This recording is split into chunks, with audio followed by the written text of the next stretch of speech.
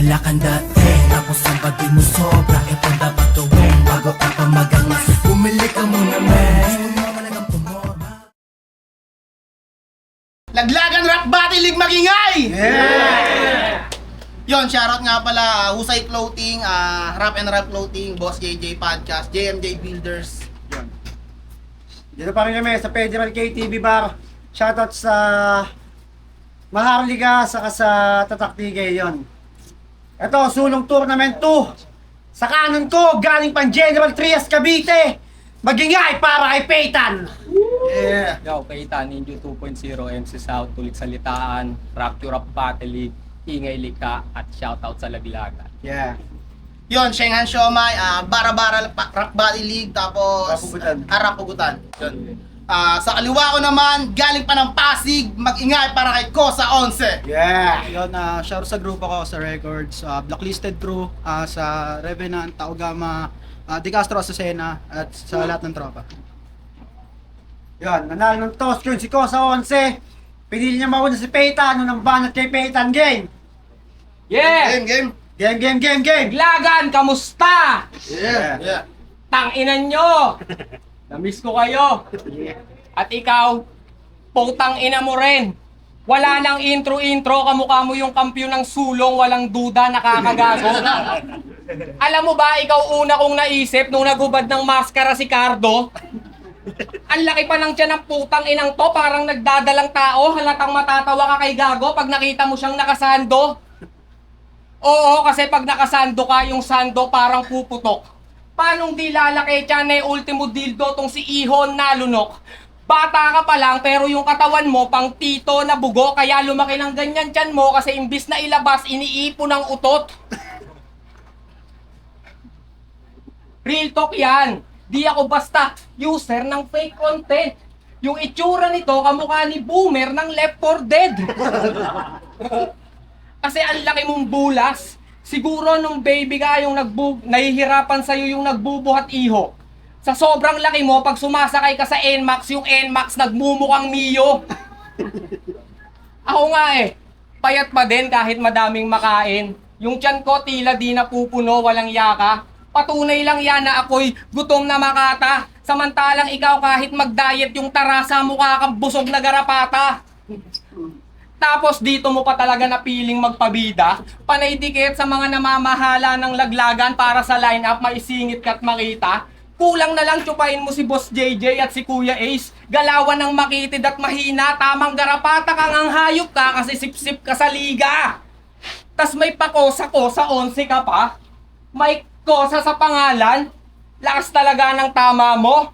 Feeling galing kulungan di ka nga makalabas ng bahay nang di kasama mama mo. Tanginang top feeling ex-con. Pek you! Tinawag mo na agad na kosa yung sarili mo, nahuli ka lang ng curfew. Yung mga galing kulungan, yung katawan nila, nakakatakot yung hugis. Ikaw yung katawan mo, kahubog ng mga kurakot na pulis. Kahubog ng sa mga kurakot na pulis. O sige, sabihin na natin na galing kang kulungan. Pero di pa din ako nalupitan. Kasi bakit ba may 11 pa sa sa pangalan mo may 11 pa sa hulihan? Sa oblo ba ikaw yung panglabing isang pinuwitan? Marahas daw siya na preso, mariin pang pinaglalaban. Gago, masama kang tao kaya ka nakulong at yan ang iyong pangahawakan. Tingin naming mga nasa labas sa mga galing loob ay may utak ng kababawan. At nakakalungkot lang din isipin na natutuwa ka pa sa ginawa mong katangahan. Proud ka pang maigi na galing kang oblo? Pwes, yan yung rason kung bakit hindi mo ako makakaya. Kung totoong nakulong ka na nga, di marami ka ng oras na nasayang. Nagkakalyo lang kamay mo kakahimas ng rehas at mga bara, kaya ano ang yung magiging panama sa taong lumalaban ng parehas at malaya? At nakalaya ka nga. Mali ka naman ang pinasok na lugar, so it's time to say goodbye. Kasi dito sa Cavite, ikay itutupi ko bay. Di ka lang basta magugulpi tonight. Kung sa selda nakalabas ka ng maayos, dito sa teritoryo ko, hindi ka na uuwing buhay. Time. Time. Munang banat, Kosa 11. Yo, check! Kamukha ko raw si Cardo. Tangina linya, makapagbagbag damdamin. Nakakawawa sa amin ni Cardo pag kinaldag-galdag ka namin. Tangina mo. Dinig ba, dinig? Yun, sa totoo lang, sumali lang ako dito para syempre, pasalamatan lahat ng pumunta. Yun. Salamat po sa pag-aabala. Salamat sa oras. At syempre sa mga nakabattle ng MC, nakaraos naman na lahat, no? Yun, manalo matalo, panalo tayong lahat sa pagsipot pa lang. At syempre, sa mga main event natin, alam kong bibigyan nyo kami ng classic na laban. At syempre sa mga bossing natin, Boss Jeff, Kuya Ace, marami pong salamat lagi sa oportunidad na binibigay nyo. Pero meron lang po akong isang bagay na ikinakatampo. Kasi nakakadalawang laban pa lang ako para pahirapan ng ganito, kaya awit naman. Tapos itatapat nyo sa akin yung... Adik na yan! Oy, adik! Nanumpalo ay naisipan na magsulong. Wala akong pake kahit adik to. Masanay ako na magpagulong. Kasi ano bang meron dito kay Phaeton? Meron siyang multis, jokes, reference, rhyme scheme, foil, tutor, shabam, slider, putang ina ka! Kaya shoutout sa PNP dyan. Mga sir, wag kayo na malito, pwede nyo na po itong tuluyan. Iba po yung magaling pumili ng angle sa batak umispat ng pwestuhan o baka i-deny mo. Masyado ka nanto sa talata sa mukha na dito safety. Pero nung minsan napaisip ako, buntong hininga na lang dun sa Gedli na parang di naman kida to kasi madalas naman siyang friendly. Paano magiging addict to? Kumuntik na siya masapul ng LD. Real motherfucking talk. Munti ka na siya kay Lilden. Kung di lang siya nag-stutter at nagkulang sa rebat. Sa sobrang rupok ng pyesa mo, munti ka na dun na masilat. Kasi sa pinili pa lang na anggulo, di ko masasabing ang panalo ay ikaw. Ang kulit mo din ng mga anggulo no? Tangina mo Lilden, yung ngipin mo dilaw, putang ina ka. Ngipin mo dilaw. Tapos nagpapakaswabe at sadista. Tangina mo Phaeton, hindi ka rapper kundi dati kang dentista. Ngipin-ngipin ng puta. Tapos pinipredict nyong magkakampyon kasi yung mga sulat pang durugan. Kaya pala obsessed ang ngipin to kasi sanay sa bunutan. Oops! Kasi ganun siya magsulat. Pinunang ngipin ni Lilden. Tinawag sila Kaj na gorilla mga kalaban busog sa panlalait. Nagbanggit ka ng ngipin na tunggoy pas ngayon ikaw naman dito ang sasabit. Pwede mo rin akong laitin, sige lang. Kahit na ako ay pasikatan pero tandaan mo ko sa tong kalaban mo masanay ako sa pisikalan. Masanay ako sa pisikalan. Pero magaling daw to manlait makatiraw to magsalita. Kaya napaisip ako kung bakit na makatiga nga ba magsalita o marunong lang manlait. Well, alinman sa dalawa, madali lang yung basagin. Di ako sanay kumamot ng Makate kaya hindi ka papalarin. Kaya yung pagpunahan ng pisikal, sayong-sayo na yan, wala ditong nagbabalak agawin. Kung sanay ka pumunahan ng pisikal, sanay ako mangyurap ng damdamin. Kaya bago ka manlait ng katunggali, masdan mo muna ang sariling refleksyon bago ka tuluyan ng mandarag. Alam mo kasing di lang salamin ng wasak, pati ikaw ay mababasag. Kaya sige, laitin mo na ako, pwede mo na ulit itong gawin. Pakita mo, estilo mo na madali lang naabutin. Pinatunayan ko lang na kaya ko. At madali lang yan dalhin ng specialty mong pananakit, mas dinala ko ng magaling. Tangina ka. Paano ba? Wow! Putang ina to, kakaldagin daw nila ako ni Cardo. Mukha kayong bola, isushoot ko kayo. Yo! Alam nyo ba na mahilig sa matatanda tong si Kosa 11? Nakakaloka no pre, yung pagkamalibog parang sobrang doble. Bago siya tumira ng matanda, tumitira muna siya ng drogang konti, tas cobra choke, kaya yung body count neto kada araw sa mga lola, 12. Tangina neto, pag napunta sa laundry, si Gago, laging natataranta. Bigla-bigla na lang yan magsasalsal pag nakakita ng panty ng matanda. Tapos gusto mo pa silang asawahin, di ba? Para lang patayin sa kantot. Tangina, mapusok ka. Ay, ngayon alam ko na kung bakit senior citizen gusto mong hayop ka. Kasi pag namatay sila, yung pension nila, gusto mo sa'yo mapunta. Oh, yung lihim mo, sinigaw ko na, di na para ibulong pa. At kaya ka pala kumukosa-kosa, yun ang dahilan kung bakit nakulong ka. Ano? Malamang napipigo na to sa mga lait ko. Body ox ka lang. Halata namang galit ka na kasi ganito rin itsura kapag bad trip si Boss Atan. Tas may kanta pa yan. Ang sabi niya doon, halika na, sumama ka at huwag ka nang mag-alinlangan pa. Ang ina, gago ba to? Kung ako naging babae, tas eto yayakag sa akin, talagang mag-aalinlangan ako. Tangina kasi ng mukha mo, pare pang kengkoy. Tapos yung ilong mo pa katulad ng ilong ng mga kalapati na netoy. Siguro pag pinipisil yan, mabilis ka matrigger. Sa sobrang dapa ng ilong mo, para yung nakadikit na sticker. Oo, flat yung nose mo, pare. Kahit hanginan, tangina useless. Kaya dapat yan sa ilong mo, nilalagyan ng tire sealant, tas pinapa-tubeless. O baka sabihin mo, yung mga punchlines ko, puro sa mukha mo lang tumatama.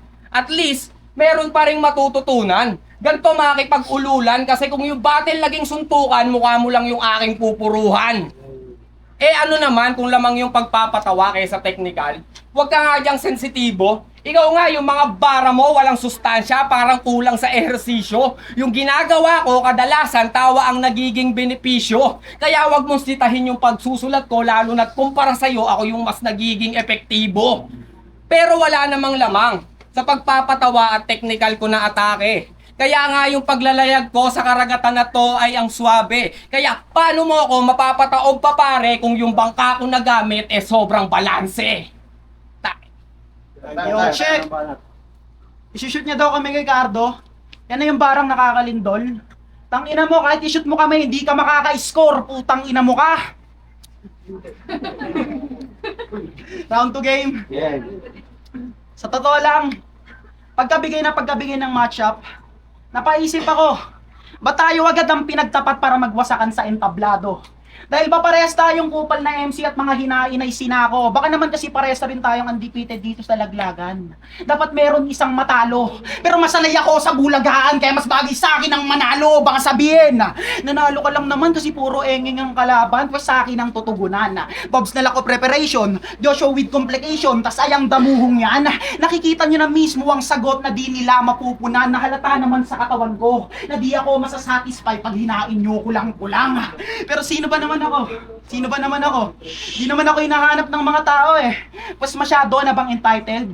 Nakatikim ng kutsat panunukso pero laging lock into sa battle. Di man ako inaabangan kada poster. At sa top tier nila di counted. Hayaan yung pagkatapos ko tong patayin siya ako magiging most wanted. Kaya saksak mula sa ulo, pababa at pahalang sa puksang usog ang matutot sumakit kanyang bagang. Bubugbugin ko tong si Winley sabay isisilid sa drum. Ngayong wala na nga si Winley kaya hanggang dyan na lang.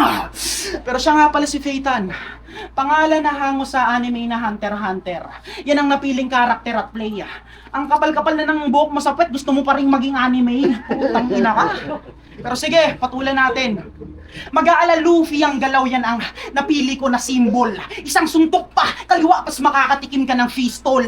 Mas ipipihit at i-expand para mas malala ang yung sasapitin. Luffy versus Katakuri tong senaryo kasi bulag tatong undefeated. Kaya punch for punch ang aabutin gang. Marinig ko na ang please stop. Kanina pa banat ng banat si Luffy, nagmukha ng amboy pick up. Teka, Phaeton, pas napunta sa One Piece, tumaliwas ba? Pas sablay na ba akong writer? Pas mamaya nyo makikita yung hunter pag pinatay na tong spider! Tangina, may reference. Tangina, Poison 13 ka sa akin. Game! Kaya mo pa, pasubo ka, Winley. Iiwanan kang basag, nagpa-kalason at naging greedy para ikaw ay malaspag. Teka, anong hinihintay nyo, Easy? Dito tularan ng tanyag sa pagkakbago ang kutsara, tol, ikaw muna ang malalaglag. Ay, Tayo, uling banat, Peyton. Yo, siya daw si Luffy. Di ba ang weird? Gago ang kamukha mo, si Blackbeard. Yo, bakit ba kada laban mo lagi mo na lang sinasabi na isa kang paguhan? Ano to, gaguhan? Sinasabi mo ba yan para magmukha kang underdog at batukan? Para pag natalo ka sa laban natin, hindi ka pa rin lalabas na talunan? Bakit kailangan mo pa yan sabihin? Parang ang labo ah. Ang daya mo din eh, no? May rason ka na agad kapag natalo ka. Kasi pag natalo siya, sasabihin niya, okay lang, bago pa lang naman ako sa battle. Pero pag nanalo yan si Gago, sasabihin niyan, ina, bago pa lang ako, pero turog na sila sa akin. Gago! Gago! Kahit Gago! Di mo pwede, di sa lahat ng oras pwede mong ikatwira na isa kang bago. Let's say naging sundalo ka, tapos pinadala ka sa gera. Di matik, talo ka bro. Babarilin ka na, sasabihin mo lang, wag po, bago ako. Tanga! Bago ka man o luma, basta nasa duelo ka ay may babato sa'yo. Kahit saan ka mapunta ay may tatalon ako. Kaya nga nung Bago pa lang ako, tangina, armado na to. Kasi pag nasa digmaan ka, kahit baguhan ka pala, kahit magdasal ka, walang sasanto sa'yo. Kaya dapat umpisa pa lang ipakita mo na agad na may palag ka at may bayag pa. Dapat kaya mo ding maging halang na. Kasi yung pagiging baguhan kahit kailan, di mo yan pwedeng gawing panangga. Kaya magkaiba tayo. Ikaw yung baguhan na panay lang pagmamakaawa, walang iyaka, nakakawalang gana. Samantalang nung ako yung baguhan, yung mga datihan sa akin ang nagmamakaawa. Tsaka anong bago? Eh di ba babad na babad ka nakaka-battle online? Ang epic, oh my God! Tangina ng battle rap nyo no? Parang edukasyon ng pandemic, online class. Tas yung gamit niya pa doon na pang video, nakakabilib men. Kasi tangina yung cellphone niya doon, 3310. Tangina ang monggi mo, yung mga sulat mo sa online, binabasa mo lang ang corny mo. Kaya, sorry po kung di mo kayang tumapat sa 40 ko, kaya ka pala bobo sa face to face kasi magaling ka lang pag may kodigo. Samantalang ako, aral dumigma parang Toriko at Toshiro, kaya malamang 50-50 lagay sa akin itong lodi nyo. Kung si Taguro may 100%, putang ina yung sa akin, dinodobli ko. Yo, yung sa akin, dinodobli ko. Di ko pa binubuhos ang lahat. Pinakita ko lang kung anong meron ako mga pare. May pasmado na bibig at dila na salbahe. Pinuruhan ko lang to sa aking mga tira at atake kasi magiging boring yung quarters ng sulong kung di ako ang aabante. Yo, check! Dinig ba, dinig? Okay, okay. Ang sabi na ito. Yan, taon na tayo sa round 3. Yung round 3, pag-usapan naman natin yung sinabi mong kaululan. Anong laban nyo ni Kaj, puro kakahambugan, real talk. Kasi pinunan mo yung kagustuhan niya makapag-flip top, tama? Tama, utangin na mo, di ako pwede magkamali. Pinunan niya yung kagustuhan ni Kaj makapag-flip top, sabay sundot ng marami pa diyang magagaling na di pa ni Espata ni Enigma, gaya nila Da Vinci, Jabo, si Batman, si MJC, si Phaeton. Si Phaetang ina mo ka! Di ka ba nangingilabot sa yung mga pinagsasabi? Bakit yung mga MC ba na binanggit mo kaya ka rin ipagmalaki? Fuck no! Fuck no, bakit? Kuya MJC. At sa iba pang MC na dinawit nito, pahig ba kayong kahanay nyo siya? At kapantay nyo sa eksena? O siya kung payag kayo, putang ina nyo, pare-pareho kayong walang kwenta, ganyan magpainit ang ina. Di pa rin sip-sip tayo, walang hiya. Gusto mong maangasan sila sa'yo o mag-angas ka sa kanila. Kaya kung panay buwat bangko ka lang nila, huwag ka ditong mag-angas-angasan. Kakapasan mo sa kanila, ikaw yung tinatabak-tabakan. Kasi kung sila, agree ako, kasi caliber na eh. Kasi champion, established na yung pangalan sa underground at nagbunga na kanilang pinaghirapan. Pero ikaw nandiyan pa rin tunubuan na ng ugat sa battle rap pero wala pa rin napatunayan.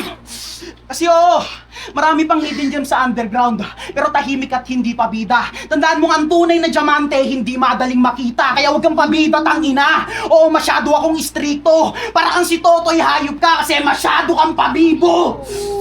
Ba't di naman tayo dumako sa pinanaman kagusto niya makapag-flip top? Wala namang kaso doon kung marunong siya magsikap.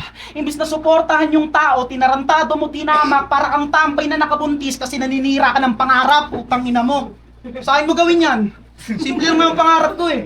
Di para kay MJC at kay Cardo at sa mga top tier ng laglagan makipagbatuhan na ba? Di lang yan yung layunin ko, talagang kulang pa nga. Di ako sumali para lang mag-champion. Kaya wag nyo nang pagplanuhan, tanga. Di ako titigil kakabate hanggang sa ako na mismo maging direk sa lalamunan nila.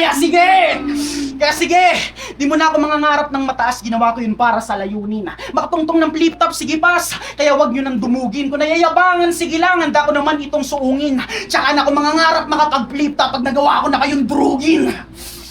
Kaya bago magtapos, kanibalismo ang mangyayari. Lamon kahit sino mang iyain. Pwede ko nang bitawan yung kutsara, boss. Tapos na akong kumain. Yan, lakan magigay para sa laban na yun, no? Sulong tournament 2. Phaeton vs. Koso 11 magigay pa para sa laban na yun, no? Ramboto ng Marado 3-0 magigay para kay Koso 11. Yun, palakpakan naman tayo.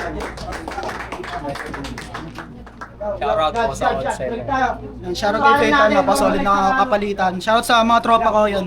Hindi ko na isa-isahin pero shoutout sa lahat. Thank you po. Yo, overall, kitang-kita naman, mas preparado, tsaka yung mga haymaker na hinahanap ko sa battle na yun, nasa kanya. So, si Props Payton. Yun, Payton Jing. All 3 rounds bigay ko sa onse. Performance base, angles, mas maraming angles sa bitawan si Kosa 11. Creative din, mas natripan ko yung sa kutsara. Napaka-creative nung binigay niya doon. So, all 3 rounds Kosa 11. Okay, Rapugutan. Binoto ko sa 11.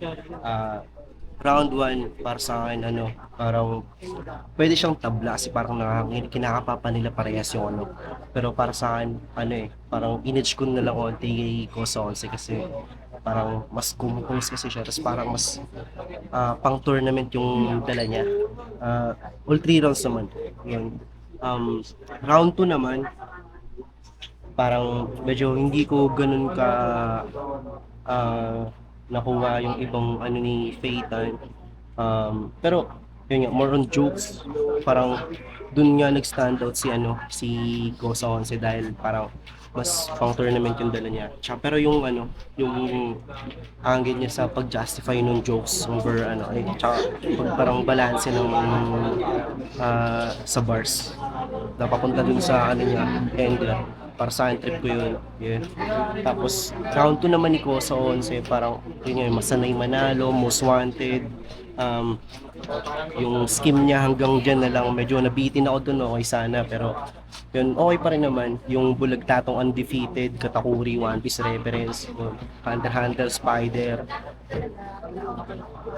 Yun yung bago yung kutsara, ikaw muna yung malalaglag, yung ender niya sa round 2 na yun, napakalakas nun. Round 3 naman, ito strong, para saan ito, strongest rounds nila, medyo, yung sa round 3 naman, yung sa round 3 ni Payton, yung bago pa lang ako durog na sila sa akin, yung bago pa lang armado na yung mga yung pagkumpara niya sa longevity nila sa tagal nila sa battle yung bago pa lang sila yun medyo goods yung angle niya doon medyo parang naghanap ako ng pinakamagandang payoff parang para ma-close ko ng maganda yung kaso pero pinupuntos pa rin kasi yung ganda ng mga dinaanan niya na bars then yung yung nasipat niyang battle sa online ni Kosa 11 magaling lang may kodigo rhyme schemes yung rhyme schemes niya doon papunta doon tapos yung ender niya yung boring kung di ako ang aabante yun ulos yun sa round 3 naman ni Kosa 11 ito parang medyo na ako dito na hirapan ako dito dahil ito nga, pares nilang strongest rounds to. Yung intro niya, napakaganda ng intro niya. Yung pare-pareho kayong kasi yung pare-pareho sila something like that. Tsaka yung kakapasan mo sa kanila, ikaw na yung tinatapakan. Yung napakaganda na napakabigat ng bara na yun man. Yung diamante hindi madaling makita. Hindi ako titigil hanggang hindi ako yung maging tinik sa lalamunan nila. Yung ender niya kanibalismo. Tas sinakatahi yun sa round 2 yun nasarado niya ng maayos yun man and yun para sa akin round 1 tabla round 1 pwede siyang tabla pero edge di tangina mo huwag kang magulo dyan round 1 pwedeng tabla pero in-edge ko ay Kosa 11 tapos round 2 Kosa then round 3 Kosa ulit shoutouts pa rin kay Payton congrats kay Kosa 11